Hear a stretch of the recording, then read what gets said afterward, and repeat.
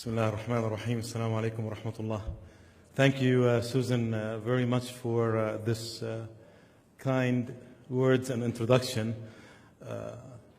After all these topics, before me, so you've built me up again. Although I want to build on the optimism of my dear friend and brother Jamal Khashoggi. Let me first also thank the coalition for Democratic Syria for holding this event. Thank you very much. This is important to keep the spirit and the revolution, the spirit of the revolution alive. Let me also thank Myrna, my friend Myrna, the president of SAC, and my brother Hussam Ailoush, the chairman of SAC. Did I get this correct? Excellent. In the middle of my speech, I'm going to talk about the importance of advocacy. Sam, thank you very much for the movie last night. I thought it was wonderful, and best of luck. And sorry I missed it in Istanbul, so I'm trying to. I've already sent you a couple of wastas to see if you come back to Istanbul one more time, inshallah. When we talk about Syria, and now that we have entered the 6th year of the revolution, one must consider when will this end? I think we all ask ourselves this question. But I tell you, I would like to give it another twist. Because we were taught when we were very little, Myrna, a verse, there's a few verses in the Quran that start, وَقُلِ عَمَّلُوا. When will it end? This is something that I'm sure we're all people of faith here. It's in God's knowledge. What we are responsible for is to work, to prepare. This is important. Not only work and prepare, but also abandon the fact while we are grateful and thankful and most appreciative of people's help, like the Kingdom of Saudi Arabia, like Turkey, like the United States, like Qatar, and other countries.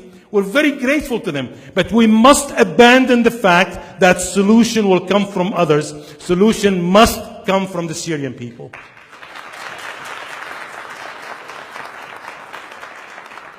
When we combine these two concepts together, the concept of working that is based upon a foundation that is rooted deep in our faith, وَقُلِ اعْمَلُوا, work. And the fact that we believe we're going to create our own success, right? How many times we've heard motivational speakers and they tell you, create your own success. Well, I'll tell you what, if there is a time for Syrians to create their own success, it is now. Don't despair by the fact that the revolution, it is where it is right now. This is a blessed revolution. I share again the optimism of my dear brother and friend Jamal. This is a blessed revolution. A revolution after which, count with me, started against the Assad regime. Then, when he couldn't quell the revolution, he sought the help of Iran, and they gladly came into his aid. And they brought with them Hezbollah, and they brought with them the militias. And then all these people, they couldn't do it, so somehow they created Daesh for us. Right? And when Daesh couldn't do the job, they brought the Russians. I've counted 6 so far, and I can do more. And what happens? Just few days of not cessation, reduction maybe of the bombardment. Over 113 demonstration spots in Syria in the matter of a few days. This is a revolution about freedom. This is a revolution about dignity. This is a revolution about justice and a revolution about building Syria. Make no mistake about it. Everybody around us wants to wrap it in this gift wrap. They call it terrorism. Well, I tell you, I'm going to say two things to that. One, Syrians specifically have shown a wonderful example, and they were the leaders in fighting terrorism when they kicked Daesh out of Idlib. This is before the countries realized that something needs to be done about Daesh. They were asleep. Syrians were aware of that.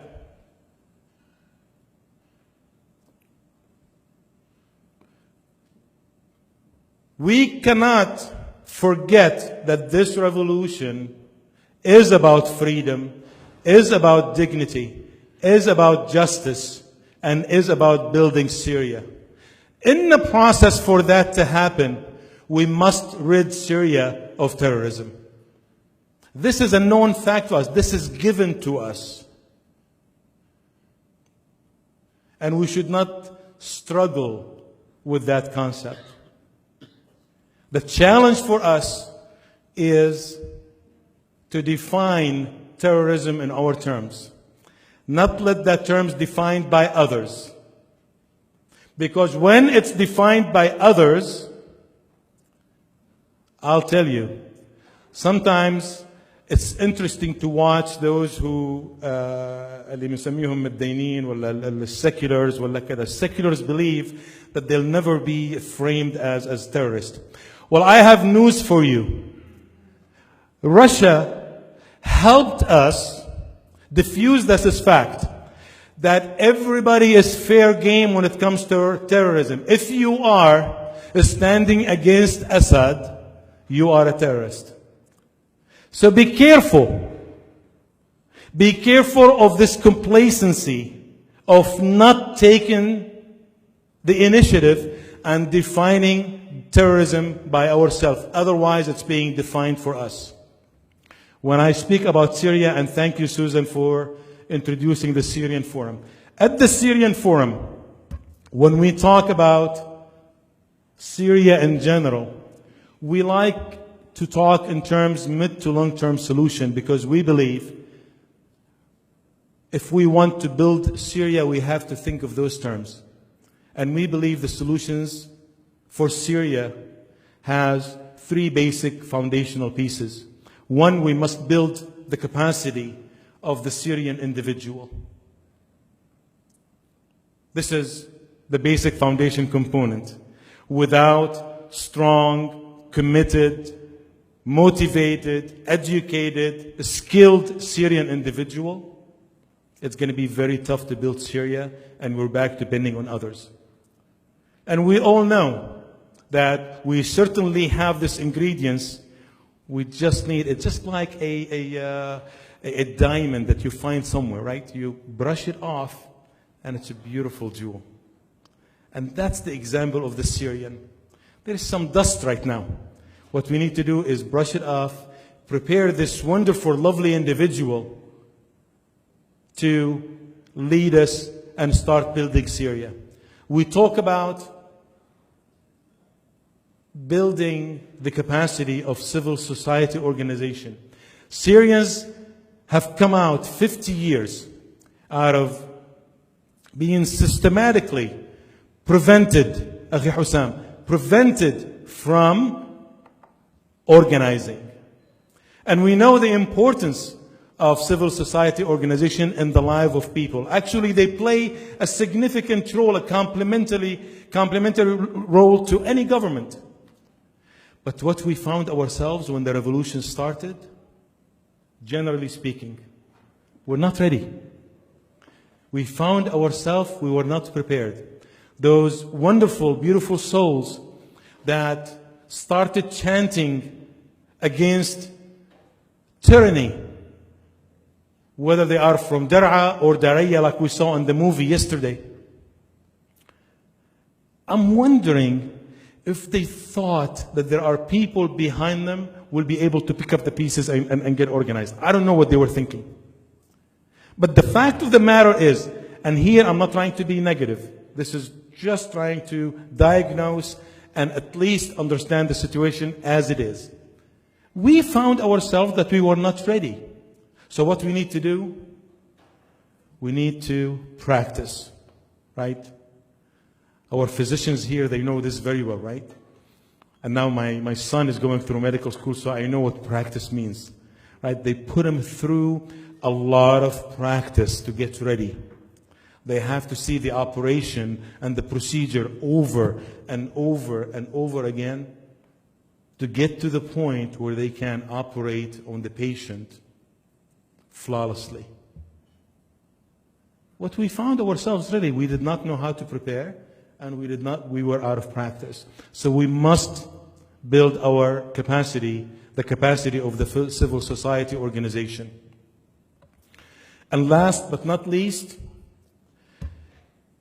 if we want to prevent dictators from taking hold of our country in the future, we must enable and build the capacity of our local administrations.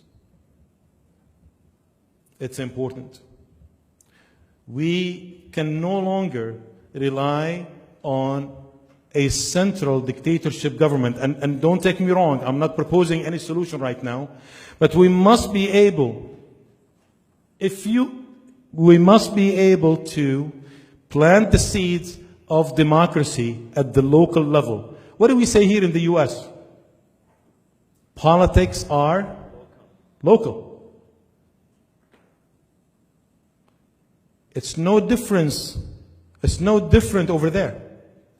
What we need to do is encourage this local politics, encourage local villages to take control of their villages and provide basic services, being water, being education, being health, being electricity. This is important for people to organize. Not only that, our brothers have shown that they are capable of doing that.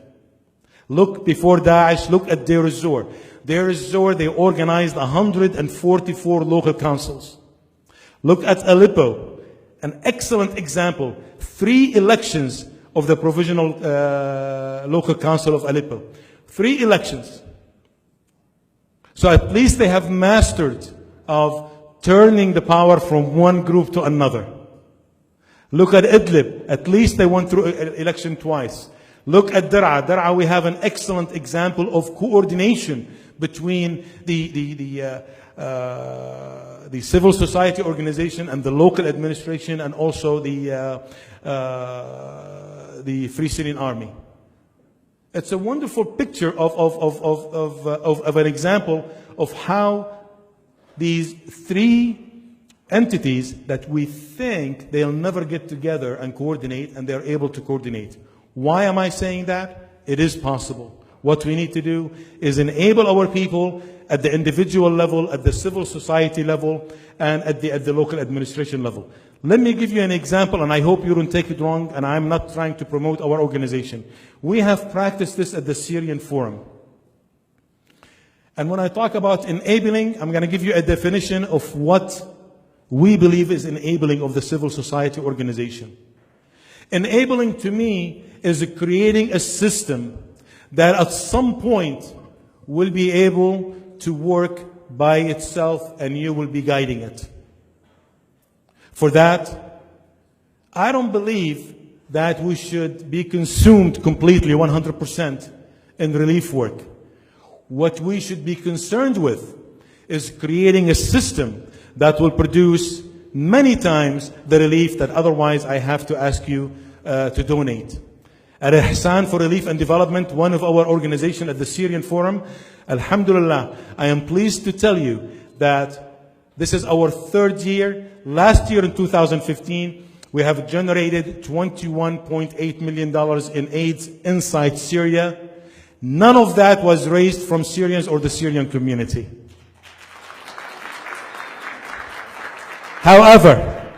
However, you have helped us build Ihsan to become the organization that it is.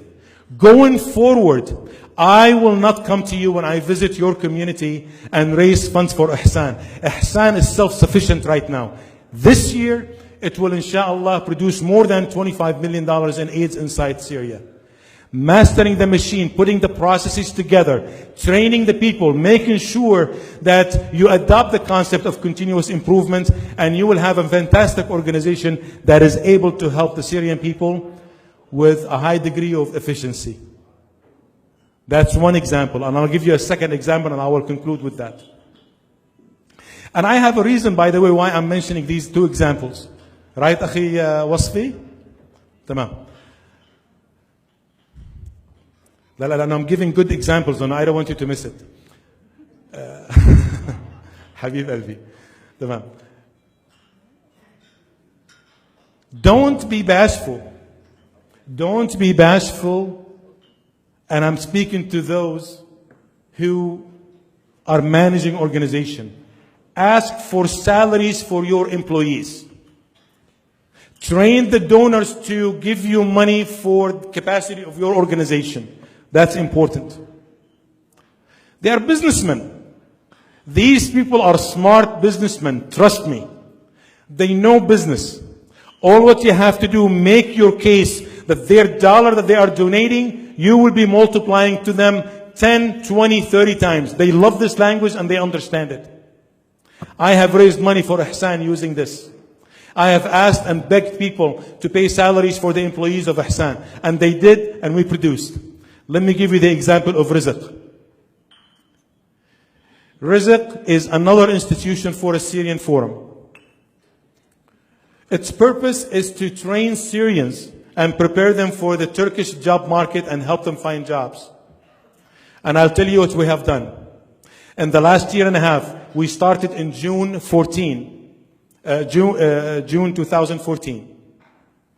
Until now, a year and a half and maybe a year and 8 months. We were able to find jobs for over 5,000 Syrians. 5,000 Syrians. The story is not over yet.